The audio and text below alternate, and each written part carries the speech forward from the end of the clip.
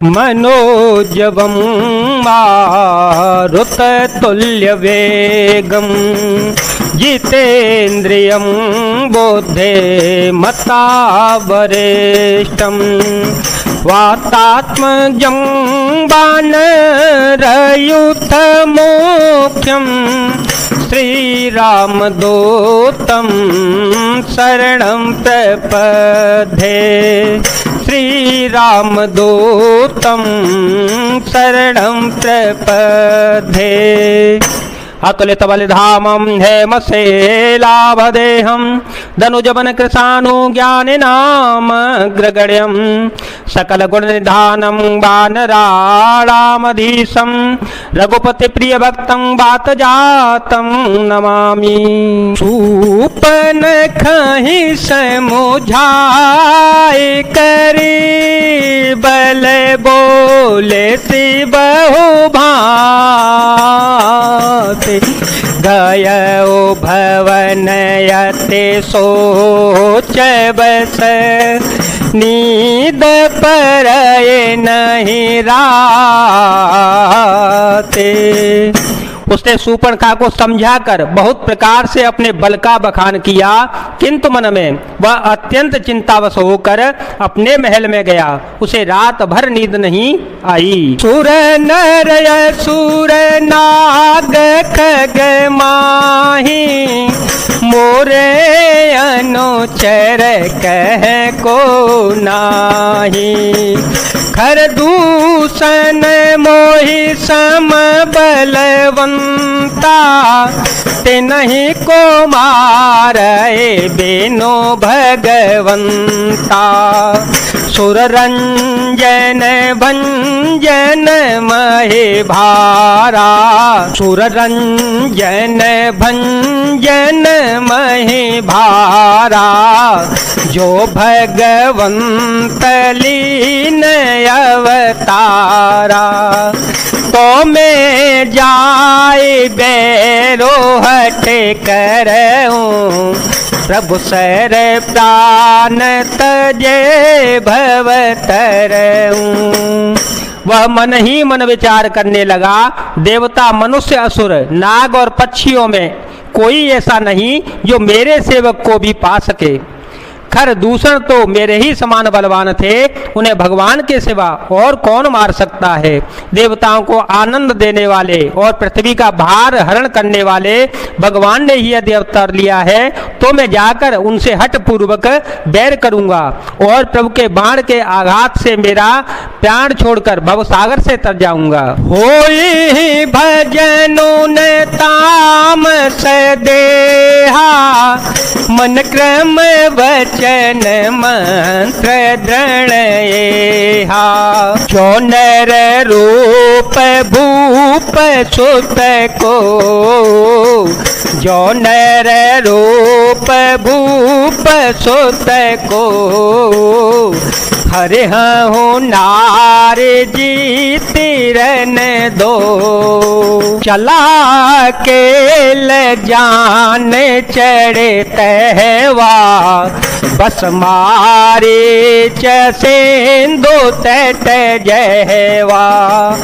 यहाँ राम जैसी जुगुति बनाई सुनहु माँ सो कथा सोहाए। मंगल भवन मंगल हारे द्रव हो सो दशरथ अजिर विहारे। राम सिया राम सिया राम सिया राम सिया राम जय जय राम।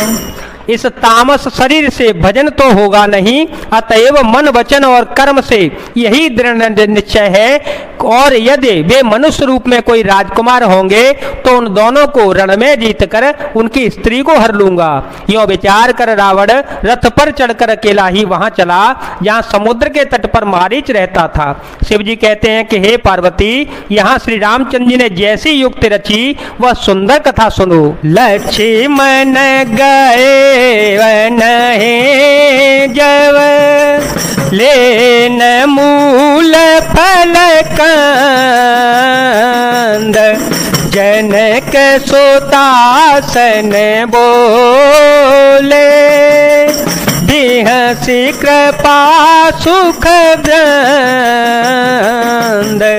राम सिया राम सिया राम सिया राम, सिया राम जय जय राम।